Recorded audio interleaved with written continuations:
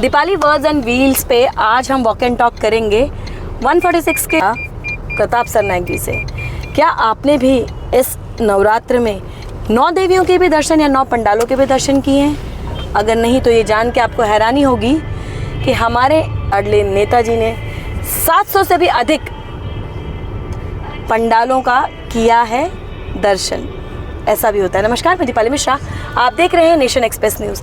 आइए walk and talk में खास बातचीत प्रताप सरनाइक से और जानेंगे 146 का हाल, आने वाला है चुनाव और कैसे माँ जगदम्बा ने इतनी शक्ति दी कि 700 से भी अधिक पंडाल के दर्शन करना नामुमकिन के बराबर को उन्होंने मुमकिन कर दिखाया। इतना सब जवाबदारी, मीरा भाईंदर का डेवलपमेंट और 700 भी ज़्यादा पंडाल विजिट, कहाँ से आती इतनी शक्ति?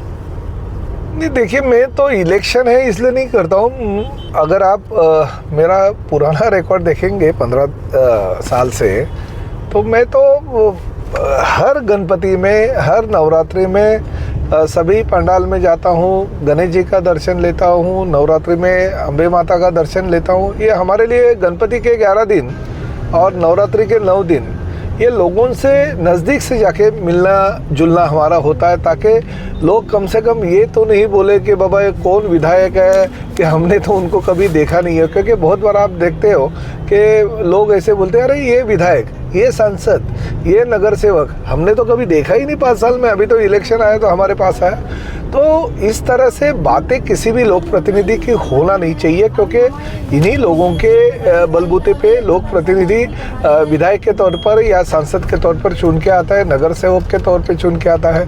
तो मेरी पहले से ही वो भावना है और वही भूमिका मेरी कायम रही है कि मैं गणपति में 1.5 दिन के गणपति करता हूँ। अभी तो 2.5 दिन के गणपति बहुत सारे होते हैं, वो करता हूँ। 5 दिन के गणपति होते हैं, 7 दिन के होते हैं और फिर हमारे 11 दिन के भी गणपति होते।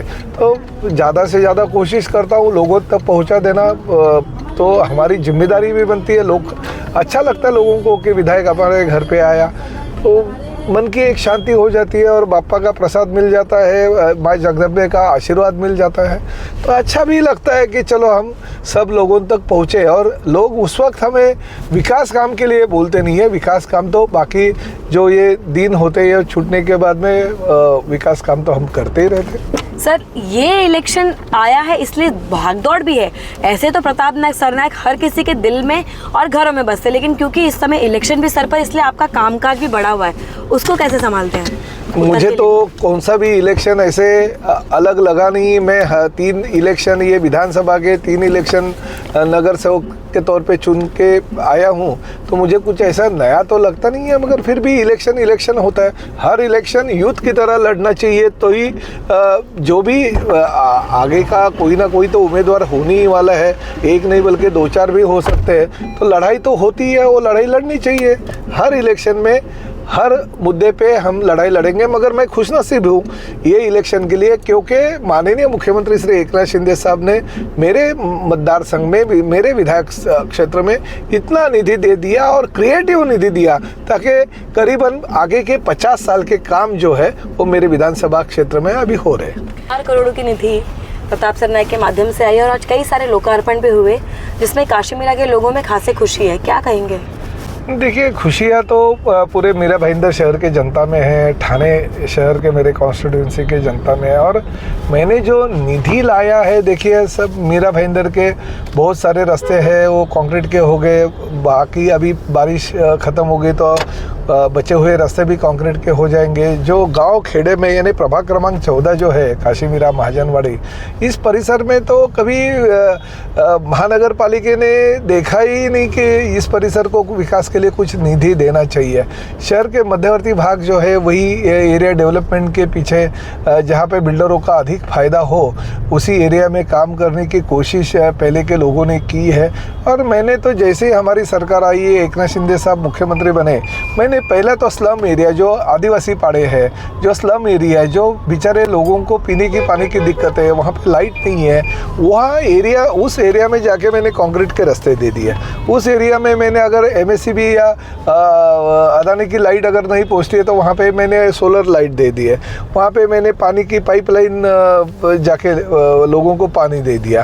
तो ये काम मैंने पहले किए, ना कि जो सोसाइटी के लोग रहते हैं उनको तो सुविधाएं डेवलपर के माध्यम से, बिल्डर के माध्यम से मिलती रहती है, मगर ये जो गरीब लोग हैं, जिन लोगों को सुविधा अभी तक मिली नहीं, उन लोगों को सुविधा देने की मैंने कोशिश की और उसमें कामयाब भी हो गया हूँ। सर, सही मायने में विकास उसी को कहते हैं जो आपने किया है। इस समय 146 के तो हैट्रिक मारे हुए आप हैं ही हैं, लेकिन लोगों ने इस बार उम्मीद भी की कि आप चौका भी मारेंगे और हम आशा भी ये करते हैं। 145 में जो विकास हुए उन पर क्या कहेंगे? नहीं, देखिए, मैं दूसरे विधानसभा क्षेत्र के बारे में कुछ मैं कहना नहीं चाहूँगा, मगर एक बात है कि मुझे भी इस परिसर का विकास करने के लिए मेरी सत्ता आने की राह देखनी पड़ी।